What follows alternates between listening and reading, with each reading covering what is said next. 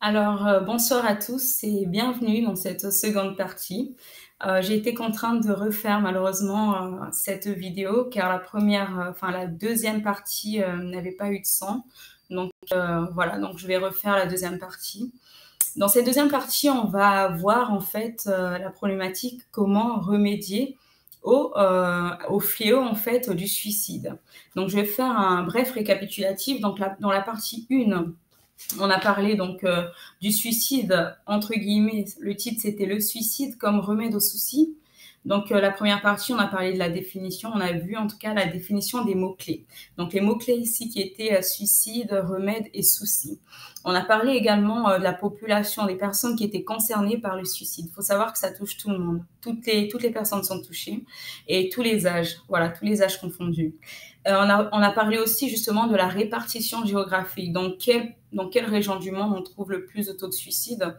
Donc en fait, voilà, dans toutes les régions du monde, en tout cas, il y a du suicide. Il faut savoir que voilà, ça touche tous les pays, tous les continents, toutes les régions sont concernées. On a également parlé en tout cas des raisons qui pouvaient pousser les personnes à se suicider. Parmi dans ces raisons, on a parlé de la solitude, du rejet, la stigmatisation qui concerne l'orientation sexuelle, c'est-à-dire une personne qui est d'orientation sexuelle différente, par exemple une personne homosexuelle, bisexuelle qui va vivre soit du chantage, soit du harcèlement, soit des moqueries, etc., qui va être mise de côté, ça peut pousser les personnes justement à se suicider. On a parlé de la perte de sens à la vie de quelqu'un.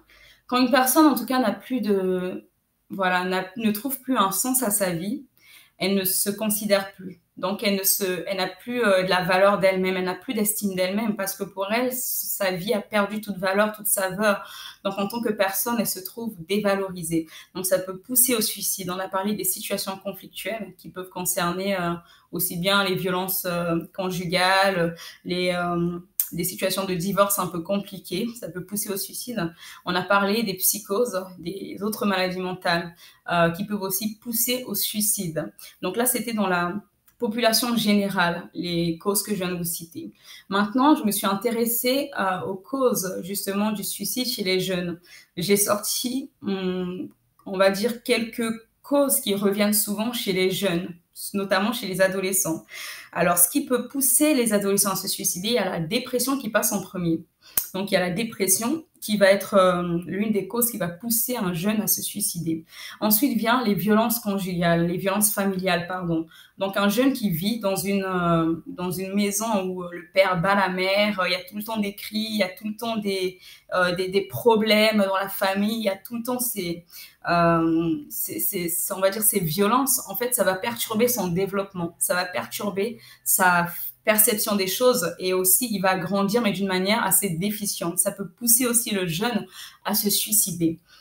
Ensuite vient le harcèlement et l'intimidation. Ça notamment, voilà, on peut trouver ça dans le cadre scolaire, mais pas que. Ça peut aussi être dans les relations, que ce soit familiales, de couple, sentimentales, amicales, etc. Je rajouterais aussi la solitude et l'isolement. Ça faisait partie des causes qui revenaient, mais là, j'en ai cité plutôt ceux qui revenaient le plus souvent. Je rajouterais aussi l'isolement et la solitude. Je vais faire une distinction entre l'isolement et la solitude. La solitude, comme on l'a vu dans les vidéos précédentes, la solitude peut être en fait voulue par la personne. Et il y a des fois où la solitude, elle est subie, c'est-à-dire que la personne, elle est mise de côté, elle est tout le temps rejetée, donc elle se retrouve seule, non pas parce qu'elle le veuille, mais parce que c'est une circonstance de vie. L'isolement, ça sera plutôt en fait une personne qui va subir la pression d'une tierce personne. Ça peut être un membre de sa famille qui va l'éloigner de ses relations, qui va l'éloigner de son entourage dans le but, en tout cas, de la manipuler, de la maintenir dans un espèce dans un espèce voilà, je veux dire de cocon, mais très péjoratif, dans un environnement, voilà, qui fera qu'elle n'aura pas accès à d'autres personnes. Ça, c'est dans le but, en tout cas, de manipuler la personne. Donc, il y a une petite nuance quand même. Et j'ai parlé de chagrin d'amour. Le chagrin d'amour est l'une des causes aussi qui pousse les adolescents à se suicider.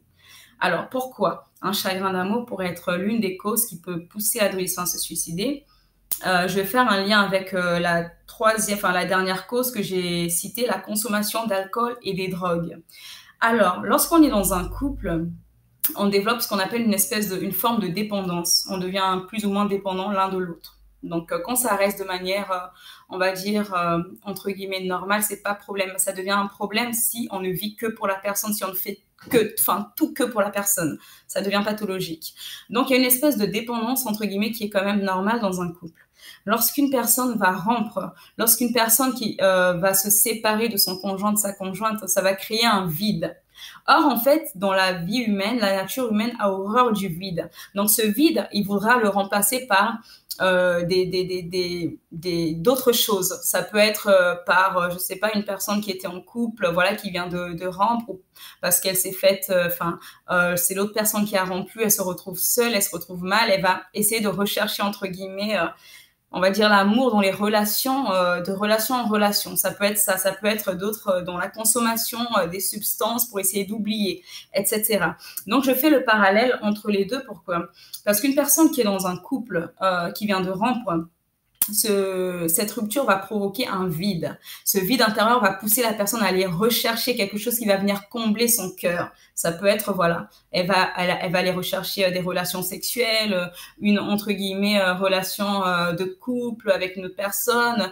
Elle va essayer d'avoir, voilà, une vie qui va faire que elle veut combler, en fait, son vide intérieur.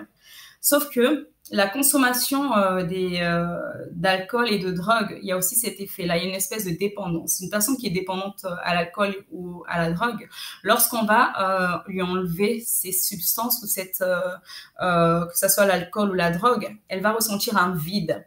Et vous allez voir que certaines personnes qui sont vraiment dépendantes de ces substances peuvent être des fois violentes parce qu'elles n'ont pas leur quota de substances. Et d'autres peuvent aller même voler, même aller tuer parce qu'il leur manque ces substances. Elles ont besoin justement de cette substance pour pouvoir, entre guillemets, tenir le coup. Et en fait, dans une rupture amoureuse, c'est aussi pareil. Une personne qui va qui va être amenée à rompre, une personne qu'on vient de quitter, etc. En fait, elle va avoir ce vide intérieur qu'elle va vouloir combler, en fait, de quelque manière que ce soit. Maintenant, je vais m'intéresser aux drogues ici. Pourquoi?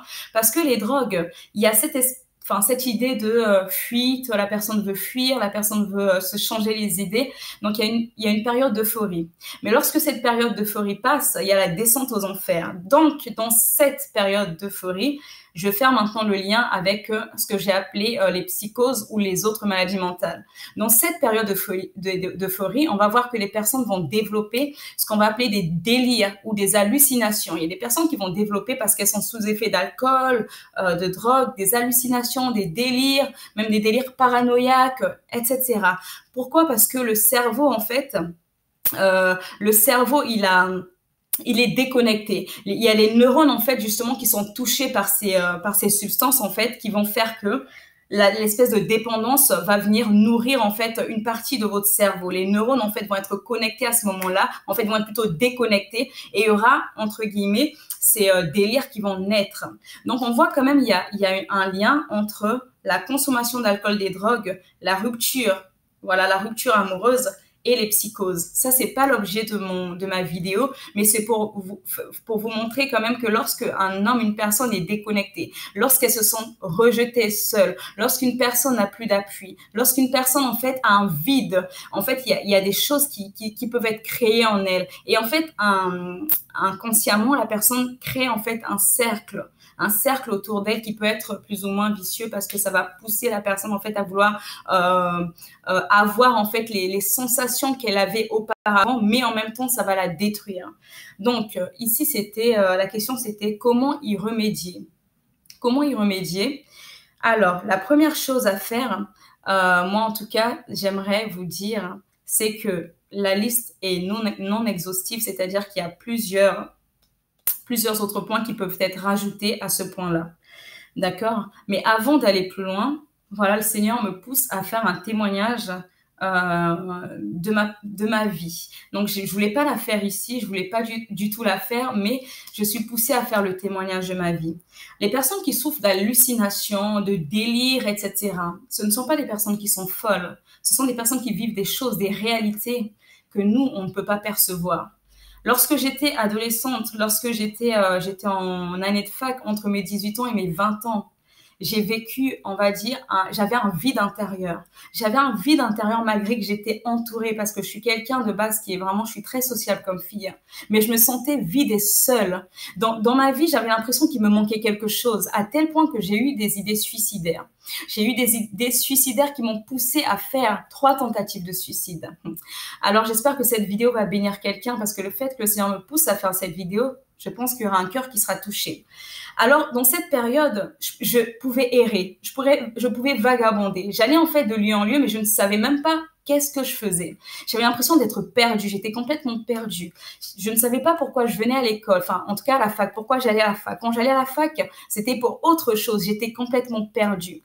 J'allais souvent à Paris parce que j'aimais bien me promener sur les longs des quais et j'étais souvent sur un pont qui est connu à Paris.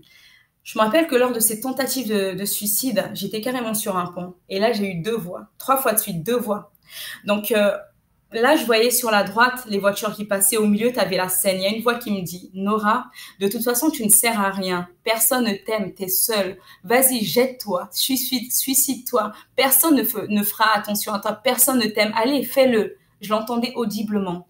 Et là, j'entendais une voix douce qui me disait « Nora, je t'aime. Tu as de la valeur à mes yeux. Pense à ta mère, pense à tes frères et sœurs.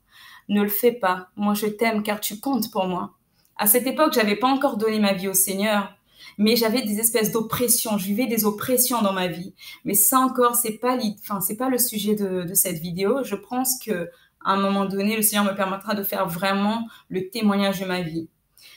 Donc, pour vous dire ici que les personnes qui sont sujettes au suicide ou les personnes qui ont des hallucinations, des délires, ce ne sont pas des personnes qui sont en train de rêver. Dans le domaine psychologique, on va dire, voilà, justement, on va appeler ça hallucination. Dans le domaine spirituel, on va appeler ça des oppressions démoniaques. Oui, moi-même, là où je vous parle, j'ai été amenée en tout cas à faire 3 tentatives de suicide, mais par la grâce du Seigneur, la main du Seigneur était sur moi. Je traversais des moments difficiles, des moments compliqué, j'avais l'impression que j'étais incomprise, j'avais l'impression d'être mal aimée, j'étais entourée mais je me sentais vide, j'avais l'impression que tout ce que je faisais en fait ne réussissait pas.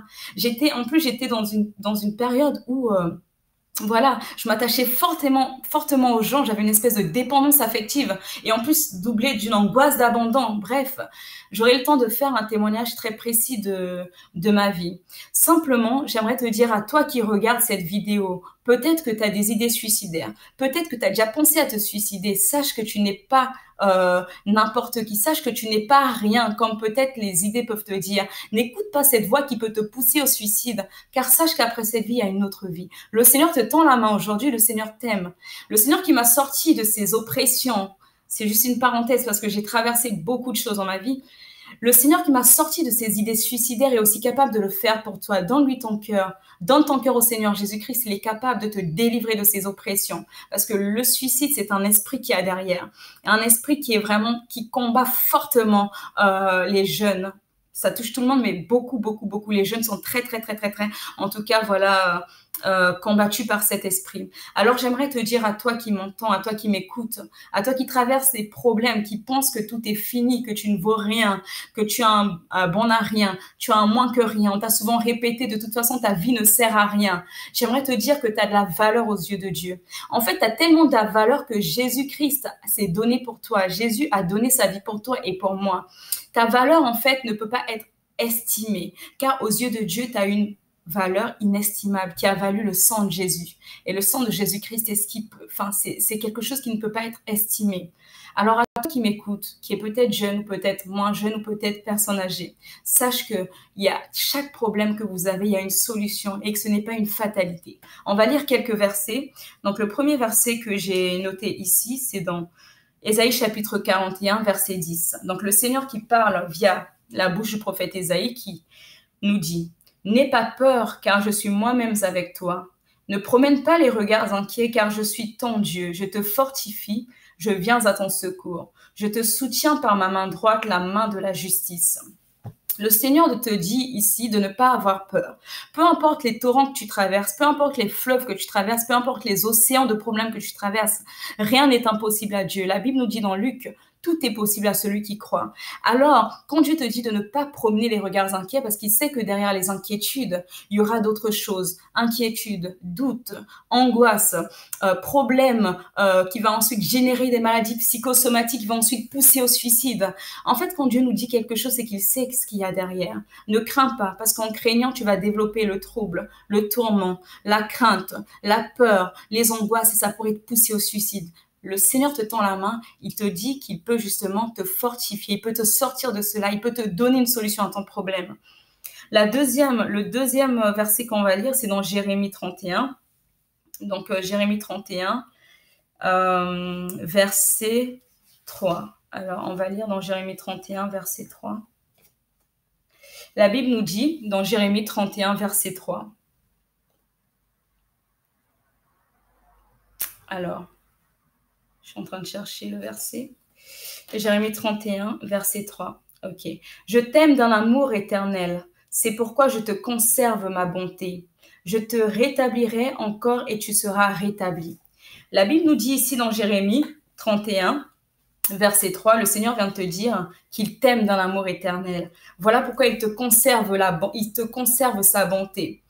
Dieu m'a tellement aussi aimé que malgré que j'avais ces idées suicidaires, il me conservait sa bonté. Comment est-ce qu'il m'a conservé sa bonté? C'est que lorsque moi, Nora, je voulais sauter du haut d'un pont, il y avait comme une main qui me retenait et cette voix qui me disait « Ne saute pas, ma fille, je t'aime. Pense à ta mère, pense à tes frères et sœurs et tu as du prix à mes yeux. » Je ne connaissais pas encore le Seigneur, mais j'avais ces deux voix. Donc ici, je répète dans Jérémie 31, verset 3, la Bible nous dit, le Seigneur te dit « Je t'aime d'un amour éternel, c'est pourquoi je te conserve ma bonté. Je te rétablirai encore et tu seras rétabli. » Il y a peut-être eu des personnes qui ont même mis en place des stratégies de suicide, mais au dernier moment, ça ne s'est pas fait. Ce verset vient te dire, c'est parce que Dieu te conserve sa bonté. Il veut justement faire quelque chose avec toi et sa bonté vient te dire qu'il t'aime. Dieu te conserve sa bonté. Alors ne mets pas fin à ta vie, ce n'est pas la fin de toute chose. Dieu a une solution pour toi. On va lire le troisième verset, c'est donc dans Ésaïe chapitre 25, verset 8. Ésaïe 25, verset 8, ça nous dit « Il engloutira la mort pour toujours. Le Seigneur, l'Éternel, essuiera les larmes de tous les visages. Il fera disparaître de la terre la honte de son peuple. » Ici, Dieu te dit qu'il va essuyer les larmes, il va engloutir la mort. La mort, c'est l'image de tes problèmes. La mort, c'est l'image de tes soucis, de tes inquiétudes, de tes problèmes, de tout ce que tu peux traverser qui te pousse à vouloir te suicider. Le Seigneur te dit dans Ésaïe 25, verset 8, il engloutira la mort dans tous tes problèmes pour toujours. Et le Seigneur l'Éternel essuiera les larmes de tous les visages. Il fera disparaître de la terre la honte de son peuple. Alors à toi qui me regardes, sache que rien n'est impossible à Dieu. Il est capable d'essuyer tes larmes. À toi qui pleures peut-être de manière physique, et des fois il y a aussi ce qu'on appelle les larmes du cœur. Les larmes du cœur, c'est ce que personne ne peut voir. Peut-être que nous, les êtres humains, on peut voir les larmes physiques, mais il y a des gens qui pleurent dans leur cœur. Et même ces larmes-là, le Seigneur te voit et te dit, il essuiera les larmes de ton cœur, il engloutira la mort. Il est capable. Donne-lui ton cœur, et car il est capable. Il a dit encore qu'il fera disparaître de la terre la honte de son peuple. Le Seigneur est capable. On va lire ensuite le 4e verset, donc c'est dans Ésaïe, chapitre 49, versets 15 à 16. Donc la Bible nous dit, « Une femme oublie-t-elle l'enfant qu'elle allait? N'a-t-elle pas compassion du fils qui est sorti de son ventre? Même si elle l'oubliait, moi je ne t'oublierai jamais. Vois, je t'ai gravé sur mes mains. Tes murailles sont constamment devant moi. » Le Seigneur te dit, les êtres humains peuvent t'abandonner, en commençant même par les membres de ta famille. Ton père et ta mère peuvent t'abandonner. Tes amis peuvent t'abandonner. Les personnes sur qui tu avais confiance peuvent t'abandonner. Ce qui peut te pousser à la solitude, ce qui peut te pousser à la dépression, ce qui peut te pousser à toutes ces choses, peut-être dans le chagrin d'amour également parce que tu te sens abandonné, ce qui peut te pousser à la consommation d'alcool et de drogue parce que tu t'es senti abandonné, tu as besoin de combler ce vide. Mais le Seigneur te dit que même si les gens t'abandonnaient, mais lui, l'Éternel, il ne t'abandonnera jamais. Il dit qu'il a écrit ton nom sur sa main. Alors, vois comment tu as de l'importance aux yeux de Dieu. Le Seigneur te dit que ta main est écrite, enfin, ton nom est écrit sur la paume de sa main. Alors, à toi qui as des idées suicidaires, j'aimerais vraiment t'encourager et te pousser t'acquérir, à te procurer, à accepter ce verset dans ta vie qui dit: une femme oubliera-t-elle l'enfant qu'elle allait? N'a-t-elle pas compassion du fils qui est sorti de son ventre? Même si elle oubliait, moi, je ne t'oublierai jamais. L'Éternel, Dieu te dit, il ne t'oubliera jamais. Les êtres humains peuvent te délaisser. Les êtres humains peuvent t'abandonner, comme on peut voir aujourd'hui. Hein, une mère peut mettre au monde un enfant, peut le laisser à l'hôpital, peut même, voilà, ne pas vouloir s'en occuper. On voit des orphelins, etc., de situations où même parce que les parents n'ont pas voulu s'en occuper. Le Seigneur te dit que lui ne t'abandonnera jamais. Et il dit encore: je t'ai gravé sur mes mains et tes murailles sont constamment devant moi. J'aimerais t'inviter à croire que ce verset peut être réel dans ta vie. Ce verset peut être vivant dans ta vie, si tu le veux. Alors, on va lire le 5e verset qui est donc dans Luc 4, 18 à 19. Donc là, c'était une prophétie qui avait été donnée au prophète Ésaïe qui s'est matérialisée maintenant dans le Seigneur Jésus-Christ. Donc la parole nous dit: l'Esprit du Seigneur est sur moi parce qu'il m'a consacré par onction pour annoncer la bonne nouvelle aux pauvres. On s'arrête là. Qui est pauvre?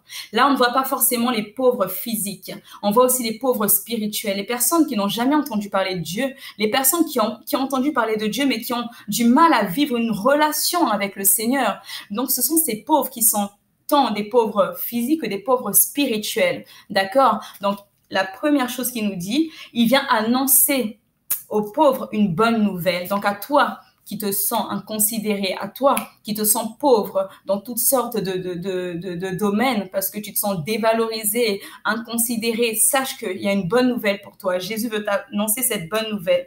Ensuite, il dit: il m'a envoyé pour guérir ceux qui ont le cœur blessé, le cœur brisé. Le Seigneur sait qu'une personne qui a le cœur brisé est une personne qui ne peut plus recevoir certaines choses. C'est une personne qui va se refermer sur elle-même. C'est une personne qui va être méfiante. C'est une personne qui ne donnera plus un sens forcément particulier à sa vie. Et ça peut aussi nous pousser en fait à nous éloigner des personnes qui étaient peut-être des bonnes personnes de notre destinée, des bonnes personnes en fait autour de nous, mais à cause du fait qu'on ait été brisé intérieurement, ça peut en fait nous faire nous éloigner peut-être aussi du plan de Dieu.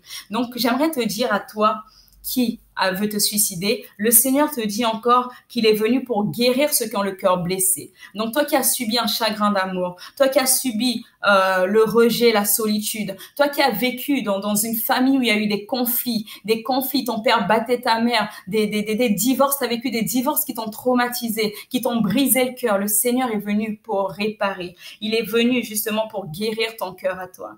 Il nous dit encore: pour proclamer aux prisonniers la délivrance et aux aveugles le recouvrement de la vue. Qui est prisonnier? Un prisonnier, voilà, ça peut être un prisonnier physique, mais aussi un prisonnier spirituel. Dans notre vie, en fait, on a l'habitude de croire qu'une personne prisonnière, c'est simplement celle qui est enfermée derrière les barreaux physiques. Mais il y a aussi dans notre vie ce qu'on appelle les prisonniers spirituels. Les prisonniers spirituels, c'est-à-dire que tu peux être physiquement là, tu penses que tu es libre. Voilà pourquoi je vais vous renvoyer sur la vidéo que j'ai faite qui s'appelle « Tu es esclave de ce qui a triomphé de toi ». On peut penser, en fait, on est là, on marche, mais on est prisonnier des choses qui ont triomphé de nous. On a des idées suicidaires, donc c'est aussi une espèce de prison. On peut avoir la haine, la rancœur, la rancune, le manque de pardon, ce sont aussi des prisons. Donc, une personne qui est prisonnière, spirituellement, c'est une personne qui a justement ces oppressions-là. Ces oppressions ne viennent pas comme ça. Ces oppressions sont des actes, il y a des esprits derrière qui se manifestent derrière ces oppressions-là. Donc à toi qui es prisonnier spirituel, sache que Dieu, Jésus-Christ est venu pour t'annoncer, pour proclamer une bonne nouvelle, pour te redonner la vue. Des fois, on a ce qu'on appelle l'intelligence obscurcie. On pose des actes sans savoir pourquoi on les fait. On fait des choses sans savoir pourquoi on les fait. Ensuite, on regrette. Je prends mon propre exemple. Il y a eu des moments dans ma vie où je faisais des choses, je posais des actes, mais après avoir fait ça, je me disais, mais pourquoi j'ai fait ça? Pourquoi j'ai réagi comme ça? En fait, derrière, il y avait ce qu'on appelait des oppressions. Mais bon, aujourd'hui n'est pas le thème de mon témoignage de vie. Je reviendrai sur ça par la grâce de Dieu un autre jour. Ensuite, on nous dit, le Seigneur est donc venu pour donner la délivrance et aux aveugles le recouvrement de la vue. Qui sont les aveugles? Pas que les aveugles physiques, mais aussi les aveugles spirituels. Il y a des personnes, en fait, qui sont là, qui voient, mais qui ne comprennent pas. Moi, j'étais dans cette partie, encore une fois, j'ai vécu cela. J'étais là, je refaisais tout le temps, je répétais tout le temps les mêmes erreurs, les mêmes erreurs, les mêmes erreurs, les mêmes erreurs. En fait, mon intelligence, pardon, était obscurcie. Donc, j'étais comme aveuglée. Et une personne qui est aveugle ne peut pas voir, ne peut pas comprendre, ne peut même pas entendre la voix de Dieu. Pourquoi? Parce que tu as une espèce de voile spirituel qui est devant toi. Donc à toi qui est là, qui pense que ta vie s'arrête là parce que tu regardes à, entre guillemets, la réalité des choses que tu vois, mais tu ne vois pas à la vérité de la parole de Dieu. La vérité de la parole de Dieu te dit que Dieu est venu, Jésus-Christ est venu pour te redonner la vue, pour que tu saches que tu as de la valeur, pour que tu saches que tu n'es pas n'importe qui, pour que tu saches que Jésus-Christ peut te sortir de là. Ensuite, on te dit pour renvoyer libre les opprimés. Les opprimés, ce sont des personnes qu'on va oppresser. Toi qui as vécu le harcèlement, toi qui as vécu l'intimidation et tout ce qui va avec. Jésus-Christ est venu pour te renvoyer libre. Il te dit que tu as la liberté en Jésus-Christ. Et ensuite, pour proclamer une année de grâce du Seigneur. J'aimerais vous dire ici, voilà, cette vidéo va tirer à sa fin, mais j'aimerais vraiment vous inviter à vous qui connaissez des personnes qui ont peut-être des idées suicidaires, voilà, d'être pour eux un soutien, un point d'écoute, voilà, des personnes sur qui elles peuvent en fait se reposer. Manifestez-leur de l'amour, manifestez-leur de l'amour. Et si vous trouvez que c'est au-delà de vos compétences, renvoyez-les ces personnes vers des professionnels. Mais en tout cas, moi, je t'invite à comprendre, à toi qui as regardé cette vidéo, ce n'est pas en vain. C'est que derrière chaque chose, il y a une solution. Donc moi, je t'ai dit, j'étais une personne qui avait vraiment des oppressions. J'ai eu des idées suicidaires. 3 fois de suite, j'ai failli me jeter du haut d'un pont. En sortant des cours, j'allais me promener dans ma tête, c'était suicide-toi, suicide-toi, suicide-toi, suicide-toi. J'avais vraiment ces oppressions. Ma famille ne le savait pas. Aujourd'hui, en faisant cette vidéo, ma famille va se rendre compte des réalités qu'elle n'a jamais connues. Mais je l'ai fait parce que le Seigneur m'a mis à cœur de dire certaines choses pour te dire que voilà, toi qui as des idées suicidaires, il y a encore une solution. Rien n'est fatal et le Seigneur peut te tirer de cette situation-là. En tout cas, j'espère que cette vidéo parlera à quelqu'un. Je vous souhaite une bonne soirée. Je vous dis à bientôt pour une prochaine vidéo. Bye.